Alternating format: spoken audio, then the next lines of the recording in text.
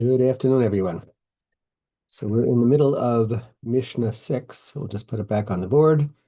This is a Mishnah from Rabbi Chunya ben Hakana, who told us that Kol hamakabel olav ol Torah, anyone who accepts upon himself the yoke of Torah, ma'avirin mimenu ol malchus ve'ol derech eretz, gets taken off from him the yoke of government and of derech eretz, sort of sustaining a living, that having to run around working hard to make a living.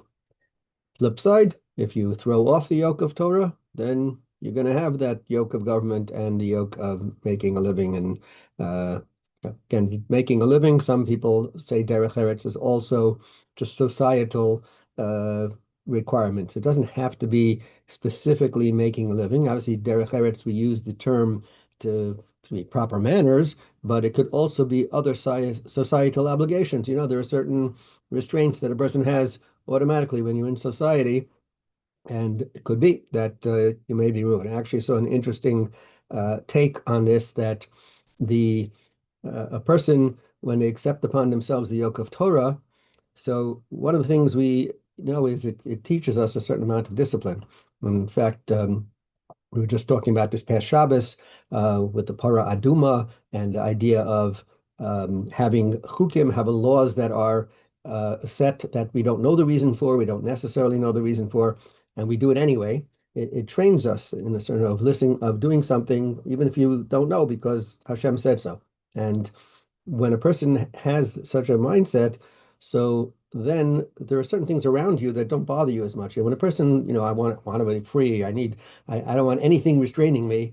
So then all the possible restraints and constraints of living with other people, it bothers you. Why should I have to do this? Why should I have to do that? Even if it's something that's reasonable and logical.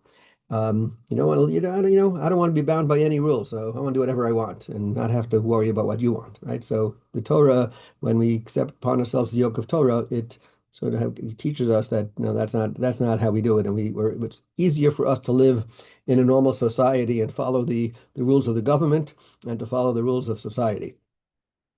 An interesting approach to Maharal explains that the Mishnah is continuing this theme that Torah brings you closer to God. And so when we accept the yoke of Torah, so it's elevating us to live closer to the realm of Hashem. And therefore, he says that what ends up happening is we're less encumbered by the responsibilities of the yokes of government and other worldly needs. And it gives an idea that life is lived, he said, three planes.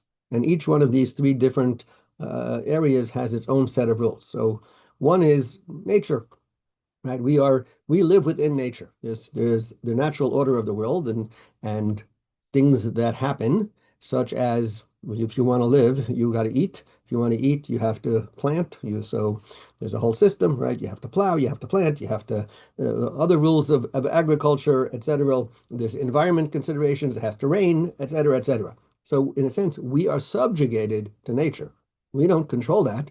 We we are able to live based on the rules of nature. And that's it. Whatever the nature, we can't change nature significantly to make it something that is going to be different.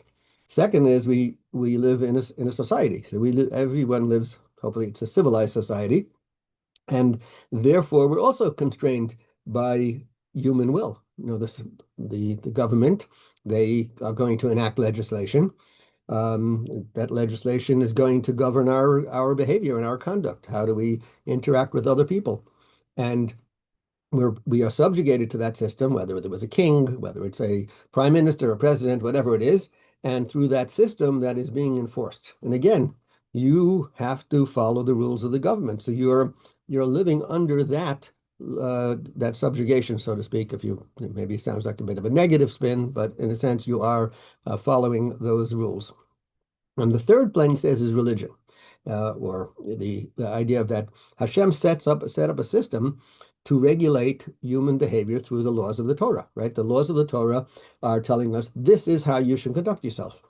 And the system of the laws of the Torah transcends the demands of nature and the arbitrary choices of government.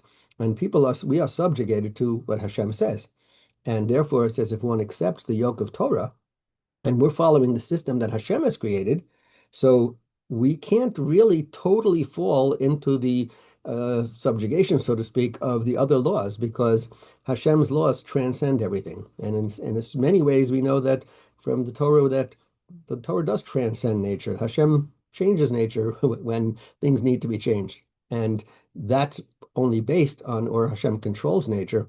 As we know, for example, in the land of Israel, right? We're taught, rain is really based on our behavior. So a lot of things are based on what we do. If we follow the rules, Hashem makes certain things happen. If we don't, it makes other things happen. And therefore, it's the yoke of Torah is the one that overrides it and will, to some degree, remove from us the other two areas of government and derech eretz. Another I saw brought down by Irving Bunim is that he quotes a parable that the Chavetz Chaim brings that what's the idea of we're accepting the yoke of Torah is the idea of like basically we're relying on Hashem. So part of it is not just that we're following the mitzvos, but we're also Hashem's going to take care of everything. And he gives a parable of a person's he's walking someplace carrying a very heavy bundle, and somebody comes along and is driving a horse and buggy. This was those days before you had cars.